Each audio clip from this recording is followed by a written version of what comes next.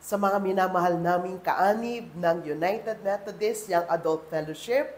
Binabati ko po kayo sa inyong pagse-celebrate ng UMYAF Sunday na karaniwan tinatawag nating Love Sunday.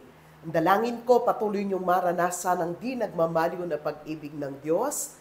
Kahit sa kabila ng napakaraming hamon ng ating buhay, manatili kayong matatag, manatili kayong punong-puno ng pag-asa, ng pananampalataya, at syempre mag-umapaw nawa yung pag-ibig sa inyong mga puso sapagkat napakaganda ng plano ng Panginoon sa inyo bilang mga leaders na ng ating iglesia. Nawa, maranasan nyo na mayroon kayong bahagi, mayroon kayong misyon na kailangan gampanan sa ating iglesia at sa ating lipunan. Kaya manatili lamang kayong matatag, magtatagumpay tayo sa pamamagitan ng lakas at karunungan na nagmumula sa ating Panginoon.